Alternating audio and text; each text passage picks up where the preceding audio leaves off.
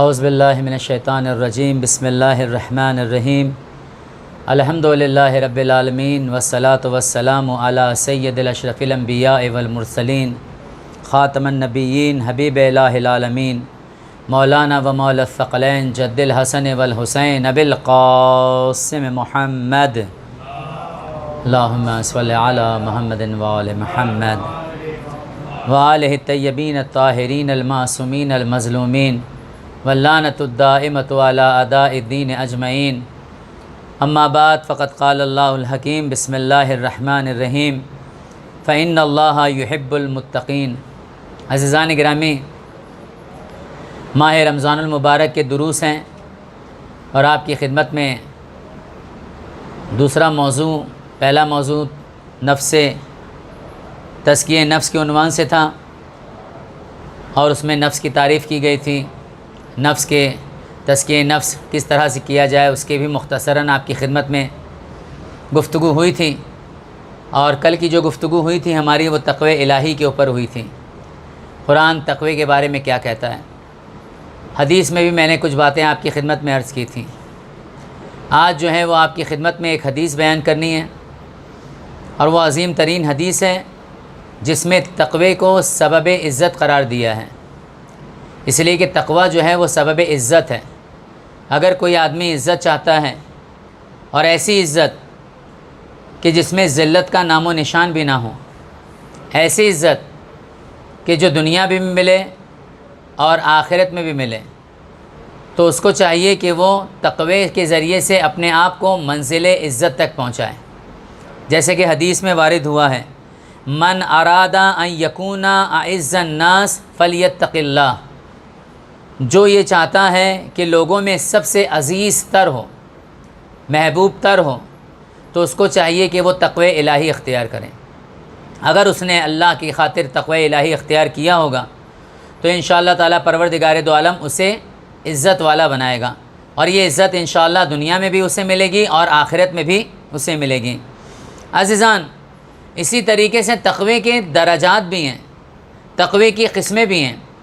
علامہ مجلسی فرماتے ہیں کہ تقوی کی 4 قسمیں، کتنی؟ 4 قسم کا تقوی ہوتا ہے۔ اب دیکھنا یہ ہے کہ ہم اپنے آپ کو تقوی کی کون سی کیٹیگری میں لے کر آتے ہیں، کون سے گروہ میں لے کر آتے ہیں۔ یعنی تقوی 4 طرح کا ہے، 4 قسم کا ہے۔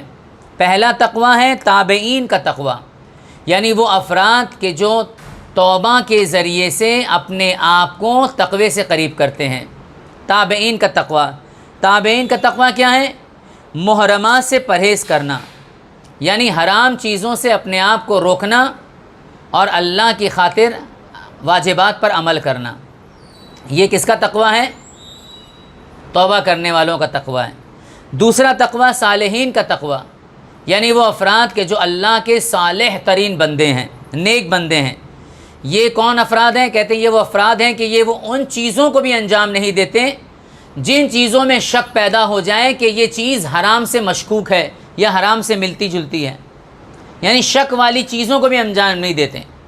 جہاں پر شک پیدا ہو جاتا ہے ان چیزوں کو بھی انجام نہیں دیتے، کہیں ایسا نہ ہو کہ یہ شک شدہ چیز جو ہے وہ اسلام نے حرام قرار دی ہو، یا یہ شک شدہ چیز اللہ کو ناپسند ہو، لہٰذا اس سے بھی پرہیز کرتے ہیں۔ یہ کس کا تقوی ہے؟ صالحین کا تقوی ہے۔ اسی طریقے سے تیسرا تقوی ہے متقین کا تقوی۔ متقین کا تقوی کیا ہے؟ مباح چیزوں سے بھی پرہیز کرتے ہیں، کہیں ایسا نہ ہو کہ انسان حرام میں گرفتار ہو جائے۔ مباح چیزیں یعنی وہ چیزیں کہ جو اللہ تعالیٰ نے مباح قرار دی ہیں، ان چیزوں سے بھی اپنے آپ کو بچاتے، کہیں ایسا نہ ہو کہ اس میں حرام داخل ہو جائے۔ سمجھ رہے نہیں؟ جیسے لوگوں کے حالات کے بارے میں دریافت کرنا کہ فلاں آدمی کیسا ہے، اب اس کے بارے میں ڈر لگتا ہے کہ نہیں بھائی کہیں ایسا نہ ہو کہ اگر اس آدمی کے بارے میں معلوم کریں گے تو کہیں ایسا نہ ہو کہ غیبت میں پڑ جائے انسان، سامنے والا بتانے لگے کہ وہ ایسا ہے ویسا ہے، اس کی برائی سامنے آنے لگے تو غیبت میں انسان شمار نہ ہو جائے۔ غیبت سننا بھی گناہ ہے، غیبت کرنا بھی گناہ ہے، تو لہٰذا ایسی صورت میں انسان جو ہے وہ اپنے آپ کو بچا رہا ہے۔ تو یہ کیا ہے؟ چونکہ مباح چیز سے اپنے آپ کو روک رہا ہے، تو یہ کس کا تقوی ہے؟ متقین کا تقوی ہے۔ اسی طریقے سے چوتھا جو تقوی ہے، گروہ ہے، وہ ہے سالکین کا۔ سالکین کیا ہے؟ یعنی ہر اس چیز سے اپنے منہ کو موڑ لینا کہ جو خیر خدا میں سے ہے. غیر خدا یعنی جو خدا کے علاوہ کسی اور چیز کی طرف دعوت دے اس سے اپنے منہ کو موڑ لینا، اور اپنی عمر کو یعنی اپنے ایج کو اور اپنے وقت کو بیہودہ کاموں میں ضائع نہ کرنا. اپنی ایج کو، اپنی عمر کو جو ہے بیہودہ کاموں میں ضائع نہ کرنا. اور اس لیے ضائع نہ کرنا کہیں ایسا نہ ہو کہ انسان حرام میں مبتلا ہو جائے. یہ بہت زیادہ سالکین کا تقوی، یہ بہت زیادہ ضروری چیز ہے. آج کل ہوتا یہی ہے کہ ہم اپنی عمر کو جو ہے وہ دین میں کم اور غیر دین میں زیادہ بتانا چاہتے ہیں. موبائل میں ہم سب سے زیادہ لگے رہیں گے، 1 گھنٹہ 2 گھنٹہ پتہ نہیں چلے گا، لیکن قرآن میں 10 منٹ بیٹھنے کا بھی من نہیں کرے گا. یعنی ہم نے اپنی عمر کو ضائع کر دیا، برباد کر دیا. ایک عام بات ہے سب کے لیے، میرے لیے، آپ کے لیے، ہم سب کے لیے. اسی طریقے سے ٹی وی کے آپ سامنے بیٹھ جائیے، 1 گھنٹہ 2 گھنٹہ کیسے نکل جائے گا پتہ ہی نہیں چلے گا. لیکن اگر آپ قرآن میں اور نماز میں بیٹھیں یا مجلس میں بیٹھیں اور اگر 10-15 منٹ ضائع ہو جائے تو آجے باپو جو ہے ودارے وقت ٹائم لے لیدا ہوتا ہی ہے نہیں، ہردی کلاک تھے گیا بھائی. تو یہ کس بنا پر ہوا؟ کیونکہ ہم نے اپنے آپ کو سالکین میں داخل نہیں کیا. اگر سالکین میں داخل کیا ہوتا تو ایک ایک وقت جو ہے وہ ہمارے لیے کیا ہوتا؟ قیمتی ہوتا. ایک ایک وقت قیمتی ہوتا. ہم اپنے آپ کو اچھائیوں سے قریب کرتے، برائیوں سے دور کرتے.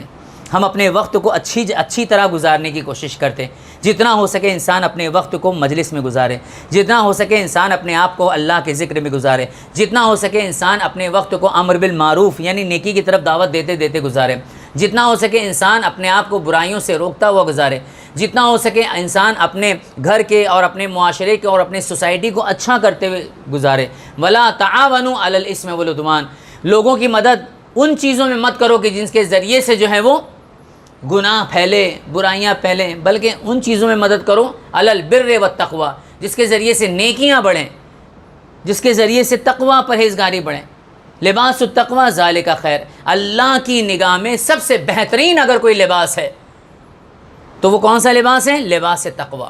انسان کے پاس تقوی ہونا چاہیے، وہ روح، وہ باطن کہ جس میں لباس تقوی ہوگا وہ سب سے بہترین ہے. مختصر ہی اگر عمل صحیح لیکن اگر تقوی کے ساتھ ہے تو اللہ کی نگاہ میں بہت بلند ہے. اگر لا الہ الا اللہ انسان تقوی کے ساتھ 1 مرتبہ کہہ رہا ہے تو جو بغیر تقوی کے 1000 مرتبہ پڑھ رہا ہے اس کے برابر ہو جائے گا. عزیزان گرامی ذرا سوچیں، کہاں 1000 مرتبہ استغفر اللہ کرنے والا، کہاں تقوی کے ساتھ 1 مرتبہ استغفر اللہ ربی واتوب الیہ کہنے والا ہے یا نہیں؟ اس کا کتنا فرق ہو جائے گا عزیزان گرامی. تو تقوی انسان کے اندر بہت زیادہ ضروری. تقوی کا مطلب ہوتا ہے وہ بریک، وہ چیز کہ جو انسان کو ہر وقت گناہوں سے روکتی ہے.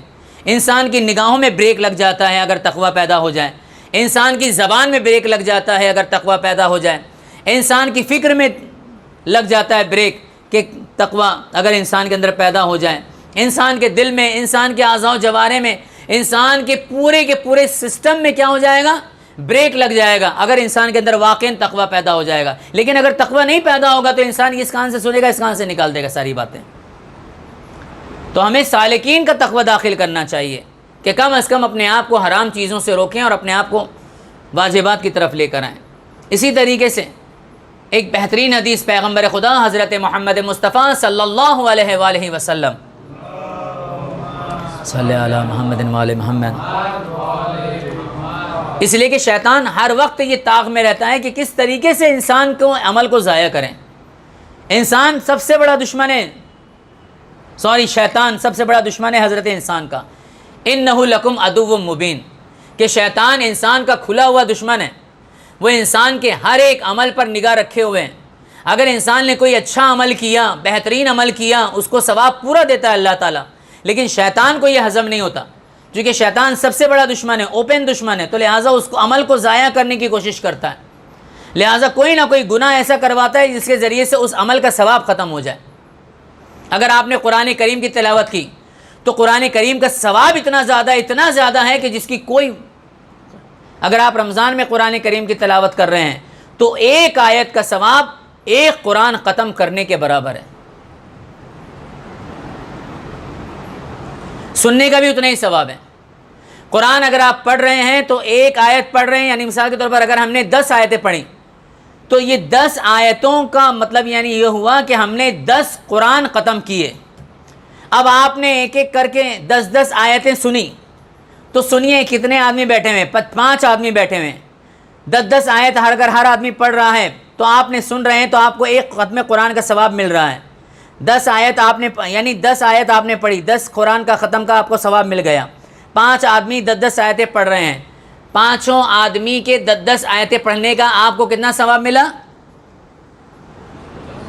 50. اور آپ نے خود پڑھی ہے, کتنا ہوا؟ 60 قرآن. 60 ختم قرآن کا ثواب آپ کو مل رہا ہے پروردگار دو عالم میں. لیکن شیطان کو یہ بات ہضم نہیں ہوگی, وہ کیا کرے گا؟ فوراً عمل کو ضائع کرے گا. جیسے ہی آپ قرآن سے اٹھیں گے فوراً آپ کو کسی اور گناہ میں لگا دے گا, غیبت میں لگا دے گا, چغل خوری میں لگا دے گا, دوسری کسی چیزوں میں لگا دے گا, تاکہ انسان نے جو ثواب کمایا وہ سارا کا سارا ضائع ہو کر رہ جائے, برباد ہو کر رہ جائے. جیسے ہی آپ باہر نکلیں گے فوراً آپ کو کسی اور کام میں مشغول کر دے گا شیطان, کیونکہ اس کو بات ہضم ہوتی ہی نہیں ہے.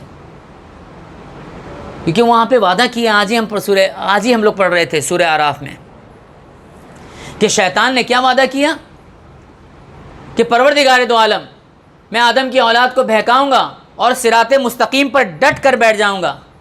لاقدن الی صراطک المستقیم, میں صراط مستقیم پر بیٹھ جاؤں گا, ادھر سے آنے والے کو بھی بہکاؤں گا, ادھر سے آنے والے کو بھی بہکاؤں گا, ادھر سے آنے والے کو بھی بہکاؤں گا, ادھر یعنی چوراہے پر بیٹھ جاؤں گا, 4 راستے پر جس کو بولتے ہیں چوکڑی پر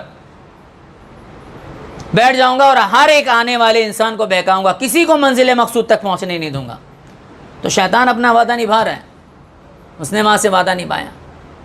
لیکن اللہ تعالیٰ نے بھی کہا کہ جو تیرے بندے ہوں گے جنہوں نے اپنے نفس کو, اپنے وجود کو, اپنی روح کو تیرے حساب سے کر دیا ہوگا وہ بہک جائیں گے. لیکن جو میرے حساب سے چلنے والے ہوں گے نا, جنہوں نے اپنی روح کو پاک و پاکیزہ رکھا ہوگا, جو متقی ہوں گے, پرہیزگار ہوں گے, جنہوں نے اپنے وجود کو تیرے ہاتھ میں نہیں دیا ہوگا, یعنی یہ سمجھ لیجئے کہ الیکٹرانک کے زمانے میں یہ مثال دے دوں, جنہوں نے اپنے دل کے ریموٹ کنٹرول کو تیرے ہاتھ میں نہیں دیا ہوگا وہ کبھی بہکنے والے نہیں ہیں. لیکن جن کے دل کا ریموٹ کنٹرول شیطان کے ہاتھ میں آ جائے گا پھر وہ بہکنے لگیں گے. لیکن جن کے دل کا ریموٹ کنٹرول شیطان کے ہاتھ میں نہیں, خود انسان کے ہاتھ میں, محمد اور آل محمد کے ہاتھ میں, خدا کے ہاتھ میں, شریعت کے ہاتھ میں, دین محمدی کے ہاتھ میں ہوگا, تو پھر وہ وہی عمل کرے گا جیسے خدا کروانا چاہ رہا ہے. صلوات پڑھ دیں محمد اور آل محمد پر. صلی اللہ علی محمد و آل محمد. تو لہٰذا سالکین کا تقوی, تو تقوی کے 4 درجات ہیں, 4 قسم کا تقوی ہے. تابعین کا تقوی, صالحین کا تقوی, متقین کا تقوی اور سالکین کا تقوی. لہٰذا یہ چاروں چیزیں میں نے آپ کی خدمت میں بیان فرما دیں. تو اس طریقے سے ہمیں کوشش کرنی چاہیے کہ ہم اپنے اندر کون سا تقوی پیدا کرنا چاہتے ہیں. اور جیسے جیسے انسان, یہ ماہ سب سے بہترین موقع ہے, یعنی ماہ رمضان المبارک, اپنے آپ کو قرآن کریم کی تلاوت کے ذریعے سے اپنے باطن کو سنوارنا, اپنے آپ کو نکھارنا. محمد اور آل محمد کا ذکر خود انسان کے باطن کو سنوارتا ہے, خود انسان کو تقوی کی طرف لے کے جاتا ہے. یہ بہترین تحفہ ہے عزیزان گرامی. محمد اور آل محمد علیہ السلام کا ذکر, خدا کا ذکر, اہل بیت کا ذکر, نماز شب, قرآن کریم کی تلاوت بغور, یہ کیا ہے؟ یہ بہترین چیز ہے ہمیں اپنے آپ سے, ہمیں تقوی سے قریب کرنے کے لیے. جو سب سے زیادہ اس ماہ میں اللہ کے ذکر سے اپنے آپ کو رکھے گا قریب, جو سب سے زیادہ محمد اور آل محمد کا تذکرہ کرے گا, سب سے زیادہ دعائیں رمضان میں وارد ہوئی ہیں. دیکھیں ابھی ہم لوگ پڑھتے رہتے ہیں, ابھی آپ نے سنا ہوگا کہ رمضان میں اتنی 4 رکعت نماز ہے, اس کے بعد یہ ہے, اس کے بعد یہ رات کی دعا یہ ہے, یہ رات کی دعا یہ ہے, یہ رات کی نماز یہ ہے, یہ ساری نمازیں کیوں رکھی گئی ہیں؟ تاکہ ہم اپنے اندر روحانی اعتبار سے استحکامت پیدا کریں, روحانی اعتبار سے تقوی پیدا کریں, پرہیزگاری پیدا کریں. جو جتنا زیادہ عزیزان گرامی, جس کے اندر جتنی زیادہ انرجی ہوگی اس کے اندر اتنی ہی زیادہ طاقت ہوگی. جو جتنا زیادہ رمضان سے فائدہ اٹھائے گا وہ اتنا زیادہ قوی اور مضبوط روحانی اعتبار سے ہوتا ہوا نظر آئے گا. پروردگار دو عالم کی بارگاہ میں یہی دعا ہے کہ اللہ تعالی ہم سب کو محمد اور آل محمد کی روش پر چلنے کی توفیق مرحمت فرمائیں, ہمارے گناہان کبیرہ گناہان صغیرہ کو معاف فرمائیں, ہمارے مرحومین کی مغفرت فرمائیں, جو مومنین مریض ہیں انہیں صحت فرمائیں, جو مومنین پریشانی حال ان کی پریشانیوں کو دور فرمائیں, حاضرین مومنین کے دل مقاصد کو اپنی بارگاہ میں بر لائیں, کائنات میں یہ جو وبا پھیلی ہوئی ہے اس کا خاتمہ فرمائیں. پروردگار دو عالم علماء حق کا سایہ ہمارے سروں پر قائم اور دائم فرمائیں, امام زمانے کے ظہور میں تعجیل فرمائیں, ہم سب کو امام کے انصار و اعوان میں شمار فرمائیں. سب مل کر 5 مرتبہ ان لوگوں کے لیے کہ جو کرونا کی وبا میں پھنسے ہوئے ہیں یا منسلک ہو چکے ہیں، ان کی شفائے کاملہ کے لیے 5 مرتبہ معیوب کی تلاوت فرمائیں.